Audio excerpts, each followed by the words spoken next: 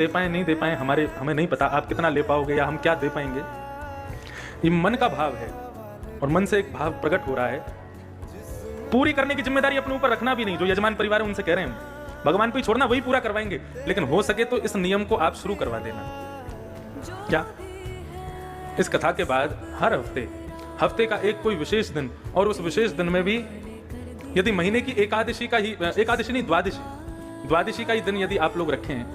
तो गुना में एक दो घंटे का इसे प्रातःकाल ब्रह्म मुहूर्त में पूरा परिवार उठ करके एक छोटा सा अन्न क्षेत्र करे।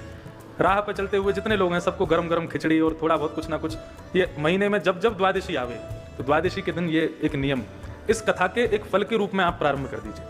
और मैंने पहले ही कहा उसकी जिम्मेदारी अपने ऊपर मत रखना, उसकी जिम्मेदारी ठाकुर जी पे ही छोड़ देना, बोले आप ही पूरा कराओ।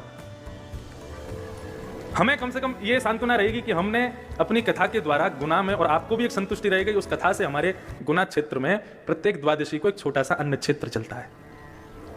अन्न ब्रह्म है और उस अन्न का बल ही इतना तीव्र होगा, उस अन्न क्षेत्र का बल ही इतना तीव्र होगा कि वो अन्न ही इतना बल प्रदान करेगा कि इस जन्म क्या अनेक जन्मों तक, आपके कल्प कल्पांतर तक आपके परिवार का कोई भी व्यक्ति अन्न से वंचित कभी नहीं रहेगा। अन्न की कृपा सदैव उस पर बनी रहेगी। तो ऐसे सब लोगों को पूरी सब्जी है, खिचड़ी है, जो इच्छा हो, वो महीने में जब भी द्वादशी आवे, एकादशी के अगले दिन ये एक अन्न क्षेत्र छोटा सा प्रारंभ करो, और उसकी कृपा क्या होगी, उसका बल क्या होगा, वो भागवत जी आपको स्वयं दर्शन करा देंगे।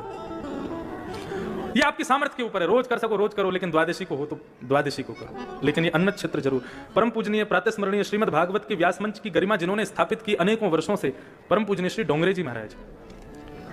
उन्होंने जहां जहां कथा शुरू की वहां वहां अन्न क्षेत्र शुरू कर दी और आज तक उनके अन्न क्षेत्र चल रहे हैं। तो भागवत कथा का सबसे बड़ा मूल्य यही है कि व्यक्ति उस क्षेत्र में जहां भी कथा हो वहां अन्न और ज्ञान इन दोनों से कभी वंचित ना रहे, यही भाव। तो त्रिलोचन जी सबको बुलाते थे, प्रभु प्रसाद नाम रखा था अन्न क्षेत्र का, बोले सब लोग आओ प्रसाद पाओ प्रसाद पाओ। अब वो इतना स्वादिष्ट भोजन बनाते थे कि 100 से 200, 200 से 500, 1000, अब तो प्रत्येक दिन 5-5 हजार लोग भोजन करते थे उनके यहाँ पर। और बनाने वाले कोई नहीं, त्रिलोचन जी और उनकी पत्नी दो ही लोग, परिवार में और कोई था नहीं, संतान थी नहीं। सेवा करते करते करते करते करते अतिवृद्ध हो गए। अतिवृद्ध होने के बाद में उन्होंने भगवान से केवल एक ही इच्छा रखी, प्रभु आपने हमें संतान तो दी नहीं, हमने आपको ही पुत्र माना है, लेकिन अब आपसे एक प्रार्थना करते हैं कि हम दोनों बड़े वृद्ध हो गए, हमसे भोजन बनता नहीं है, सबको पवाने में बड़ी दिक्कत होती है, एक कोई वैष्णव भक्त हमको कोई एक नौकर मिल जाए जो हमारे यहाँ पूरी सब्जी रोटी साग चावल ये सब बना दिया करे और संतों को परसवा दिया करे, तो 2 से 3 हो जाएंगे तो सहजता रहेगी। तो दिन रात भगवान से यही प्रार्थना करते थे, एक बढ़िया श्रेष्ठ नौकर मिल जाए, एक कर्मचारी मिल जाए हमको। तो एक दिन श्री त्रिलोचन जी बैठे थे, इतने में ही ऊंची धोती